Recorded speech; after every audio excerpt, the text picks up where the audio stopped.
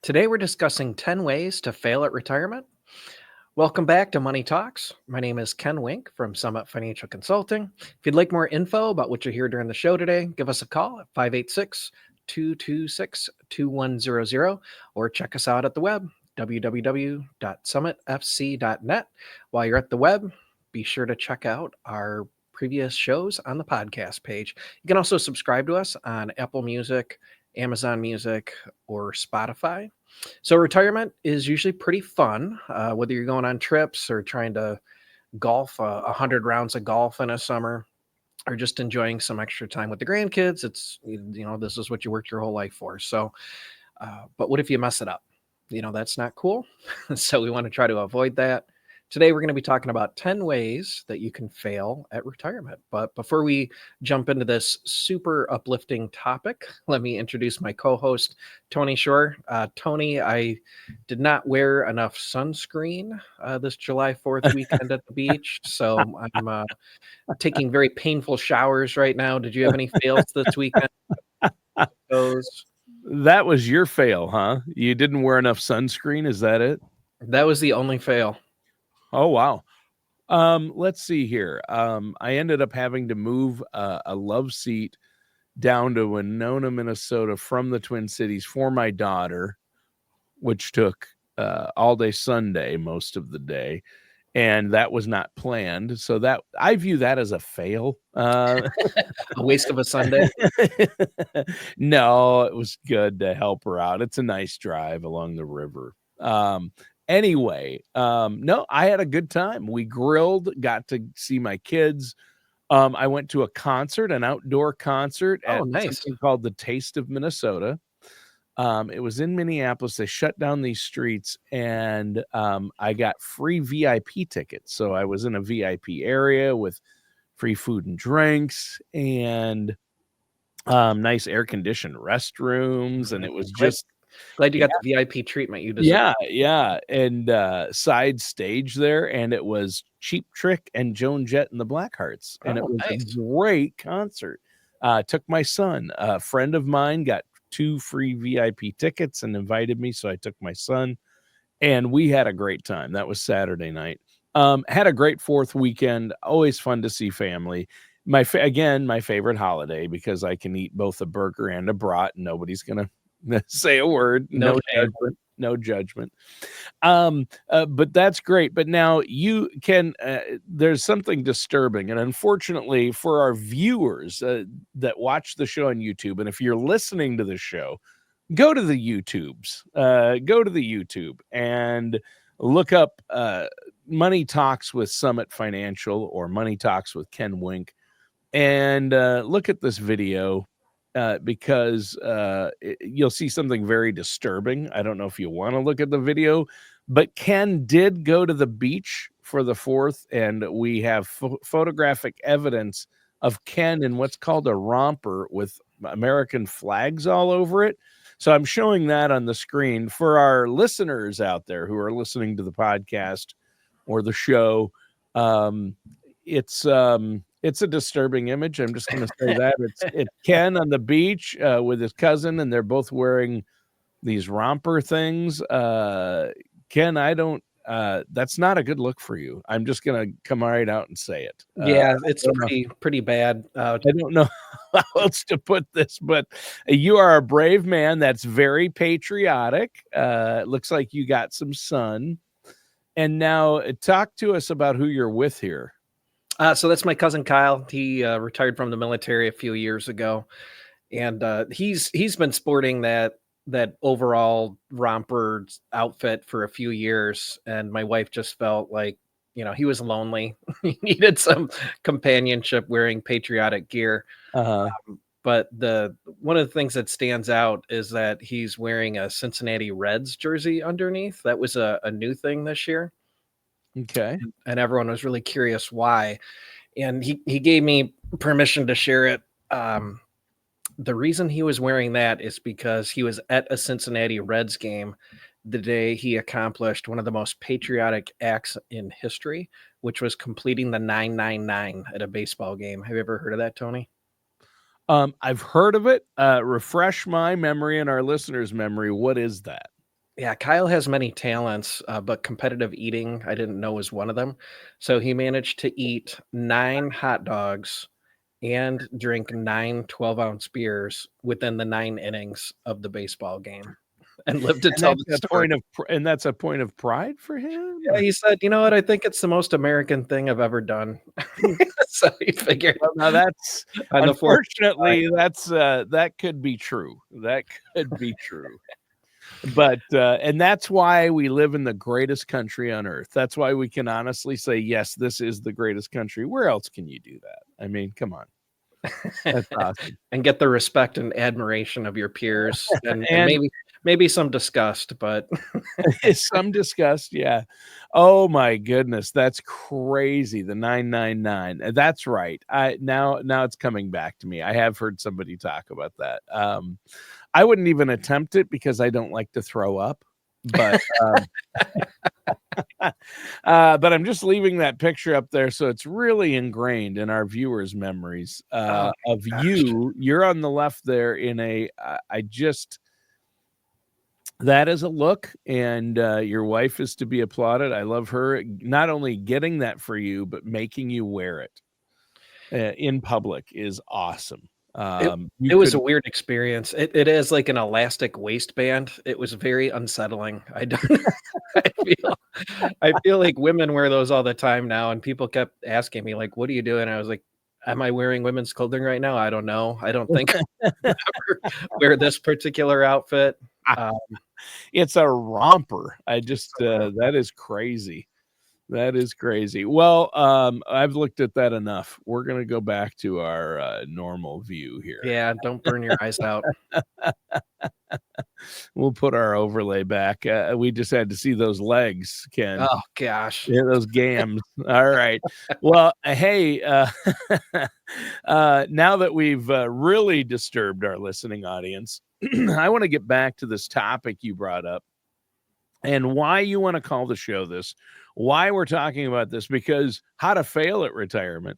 I think there's a lot of us out here who, I don't need to be told how to fail. I know how to fail at retirement, do nothing. That's it's easy to fail at retirement. A lot of people do, unfortunately. But I guess, looking at the main reasons why you might fail, even though you think you're trying, that's good to know. Of mistakes to avoid is really what we're talking about here, right? You got it. Yep.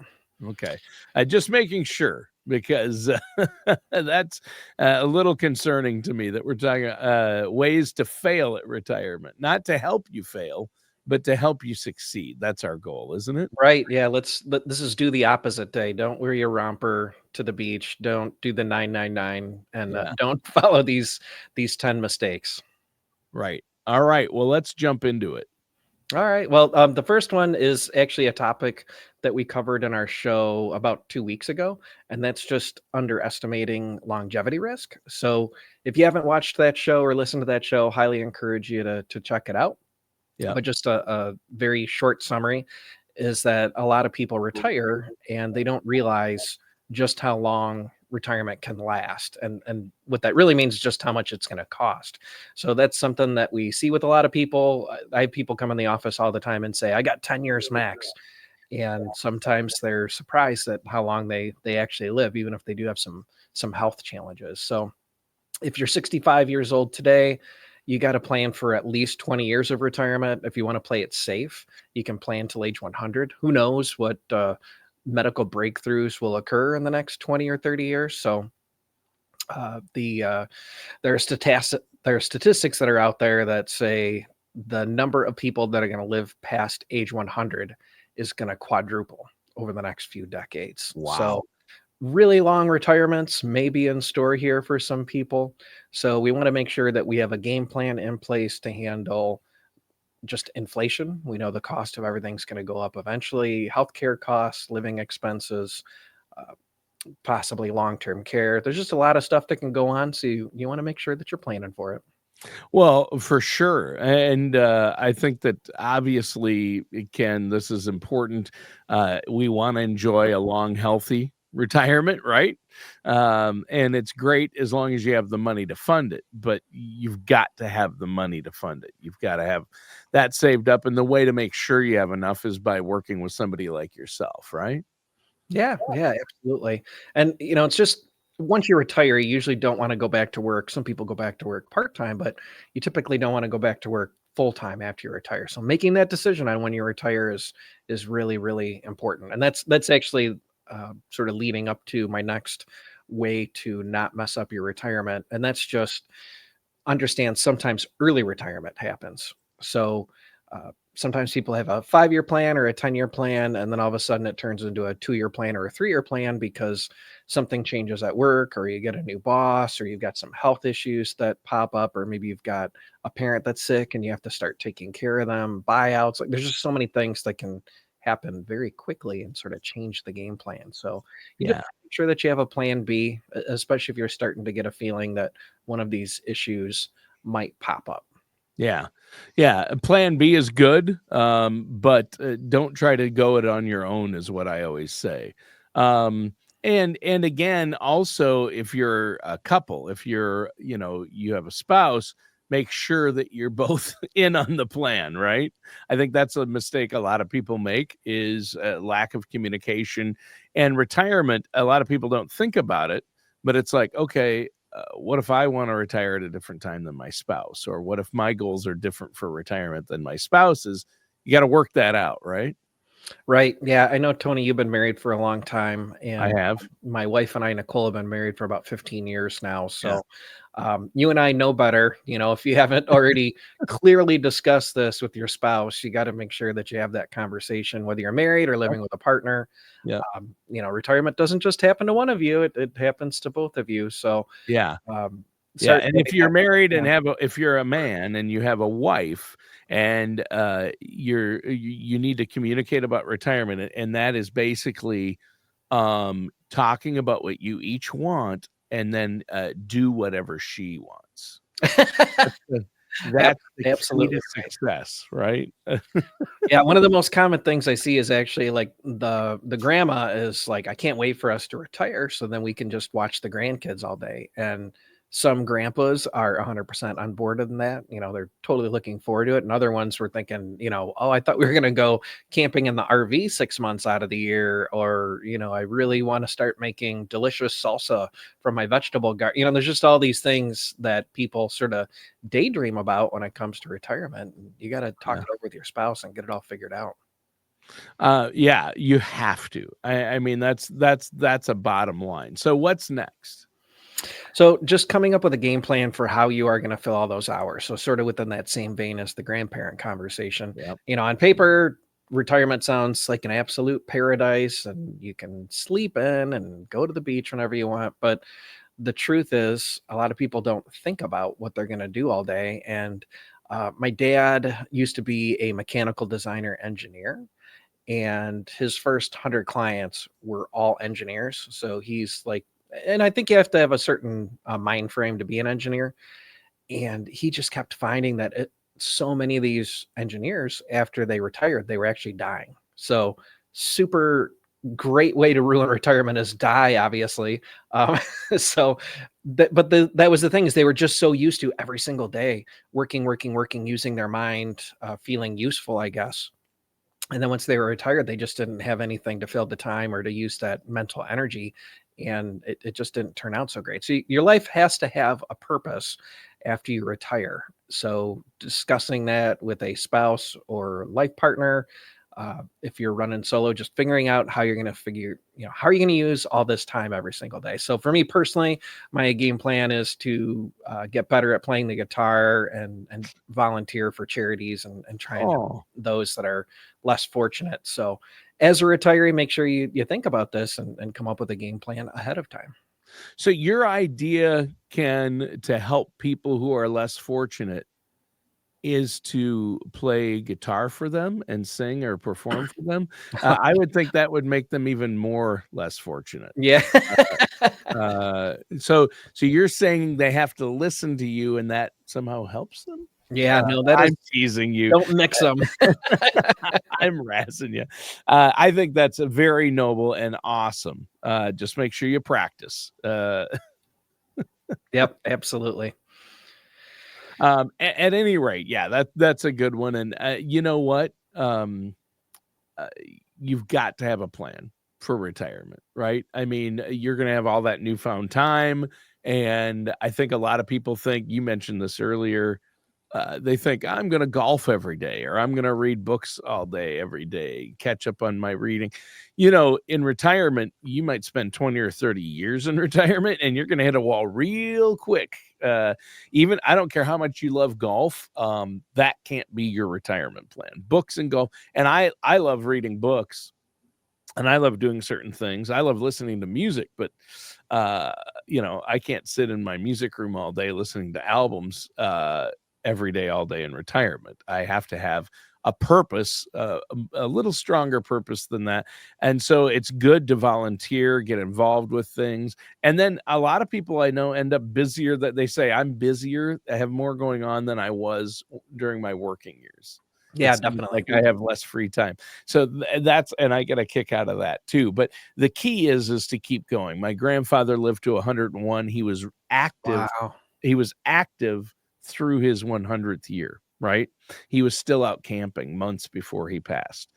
He went on a camping trip. So my grandfather, and they always asked him, the newspaper, television, local TV would come and interview him. From 90, 95 and 100, the local media was there every time saying, how do you do it? Longevity, you're still driving, you're doing all this. It's amazing. And he goes, you just got to keep going. You got to have a purpose. And that was he said, that's how I did it. Right. Yeah, you've got a great template there, Tony, that's for sure. My Yeah. my grandpa lived to 90 and it was similar circumstances, still driving. Yeah. His fountain of youth was walking every day, 1 to 3 miles. Yeah. That's So, huge. Yeah. yep. That's good. So next thing on the list is just make sure that your social life is going to be appropriate once you're retired. So especially if you're the first one in your friend group to like retire, uh, they might all still be working. So you're just trying to find something to do. So you may want to go make some new friends. You may want to go to an exercise class or volunteer or join a club or something for your, just basically make some new non-work friends that can hang out during the day. Just so you're not sitting around all day waiting for everybody to get out of work at 5 o'clock. So Yeah. again, just sort of continues within that theme of you got to find something to do, both. From a social aspect, you may have to make new friends. That's what I'm trying to say, Tony. Wait, I have to make friends? Huh. Yeah, step Yeah. 1, and then Step 1, don't make fun. If you want to make friends, don't make fun of people if they wear a romper to the beach. yeah, That's not nice. don't That's don't not a good way discriminate. to make friends. And also wearing a romper to the beach might not be. No, that's actually a way to make friends. People are going to come up and start talking to you like, "Are you crazy?" Um, Who's this guy? well, you're right. And everybody's going to be different. And, you and your spouse might be a little different. You've got to work that out. We talked about that. So what's next? Just figuring out where you're gonna live and how long you're planning to live there. Sure. So, when you're younger, especially if you have, children, you might be looking at what school district are they in, where are the parks, where's the ball field, where they're in their baseball league. There's just so many things that sort of revolve around family and in some cases young children. But it could be as simple as I live in a 2-story house now and I'm having a hard time getting up the stairs now that I'm 80 or 90 years old.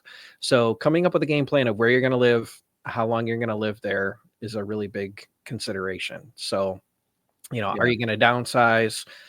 Do you want to have space for kids and grandkids to visit, or do you want a smaller house and you just go to their place and therefore they do most of the cooking? Are there some safety issues? Is there a walkway that's always icy during the winter? Like, do we need a wheelchair ramp at some point? There's just, if I outlive my spouse, God forbid, how am I going to handle that? So there's just a lot of different considerations as to where you want your long-term retirement home to be. So just sort of bounce around these ideas and see if the current place makes sense. And Sure. if a person is going to move, we normally recommend that they move as early as possible, because in the United States, normally, and in the state of Michigan, anyways, especially, they cap how much your property taxes can go up at 5% or inflation, whichever is lower. So you want to move into a home and stay there for as long as you can, because eventually the value of the home is going up faster than the property taxes.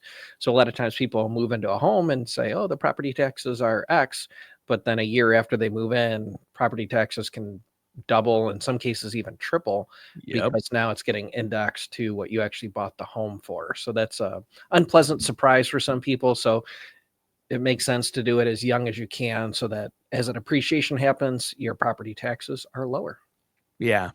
That's a great point that I don't think a lot of people think about. And a lot of people want to downsize or, move from a multi-story home once their kids are grown and gone to a one level where they can age in place. I know that's popular now for a lot of folks. My wife and I are looking at doing that. And, but you don't want to buy a house and then move right away. That's for sure. You don't ever want to do that, because Oh, you're going to end up that'll end up costing you a lot. That's a big mistake that people make, and people do make mistakes with their living and their so-called downsizing, and some people upsize in retirement, and that's not a good idea either. Always, you gotta, if it's not realistic. Depends on your situation, I guess. So what's another one here? just looking at healthcare costs. So we found an article that said that 95% of people that are 60 or older have at least one chronic health condition, and 80% have two or more. So uh, just getting everyone excited to get old here, Tony. But a lot of people don't realize that Medicare will only cover about 80% of the costs for outpatient care. Right. So 20% is on your plate, and it tends to add up fast. Yeah. So Fidelity came out with a study last year that said that your average person is going to have to pay $165,000 out of pocket for medical expenses throughout their retirement. So that's a lot of money. What do you do? It It's is. just a good idea to basically carve some money out and say, hey, this is for those healthcare expenses down the road. Well, yeah, aren't taxes and healthcare are the two biggest expenses you're going to have in retirement, right, Ken? Yeah, absolutely. Those are the two things we want to. Again, the 10,000th reason that I think you should meet with a financial advisor, have them look at your entire situation. We'll take inflation, Yeah. healthcare, taxes, long-term care, all this stuff into account, give you a percentage probability of success. And, when those numbers are high, then you can feel very confident retiring and doing what you want to do. Yeah. Well, I mean, $165,000. Most people are going to spend at least that out of pocket over their retirement on healthcare, and that does not include long-term care costs. That's what's crazy. People think, well, yeah, because assisted living or a nursing home is expensive. No, that's the out-of-pocket cost for your just general healthcare. And a lot of people, I think, have the misconception that Medicare is going to cover everything, but there are still costs. There's still premiums. There's still copays. There's still drug costs. There's still, you got to have something that covers hearing, vision, and dental, because Medicare doesn't cover that. So there are things Medicare doesn't cover. There are other insurances you're going to need. So that is important to understand. I'm glad we talked about that. Anything else? I think we have time for one more item, Ken. Just last thing is just have a conversation with the people you love about how you want things to go when you get older, and then eventually when you pass away. Super uncomfortable conversation for some people. So we recommend just start small. You don't have to necessarily tell them what your net worth is or show them the trust, but just tell them a little bit about what your game plan is, what's important to you, what your wishes are, uh, basically what kind of legacy that you want to leave. And as time goes on, you can sort of get into more of the nitty gritty if you want. Um, this is a great time to mention to all of our listeners and viewers. Now is a great time to create an estate plan. Maybe it's a will, maybe it's a trust, power of attorney, patient advocate, pour over wills, stretch IRA letters. All of these things can potentially be really important. So we do have a deep bench here at Summit, and we've got a group of attorneys that we work with that can help set this stuff up for you. The bottom line is you do not want a judge making decisions in probate court about how all of this stuff is handled. So we want to make sure that we get it on paper. We want to make sure that your family and loved ones know exactly how you want things handled. And that is a great way to not fail at retirement, Tony. Yeah, it is. Well, I'll tell you what, Ken, this has been a great discussion. Let our listeners know. I'm sure if they have questions, they can contact you. And if they want to get a second opinion on where they're at or get that financial plan in place, a retirement plan in place, a written plan, how can they get a hold of you to set up that no charge, no obligation consultation? Give us a call at 586 226 2100 or go to our website, summitfc.net, and we'll All be right. happy to address all those concerns. Thanks, Ken.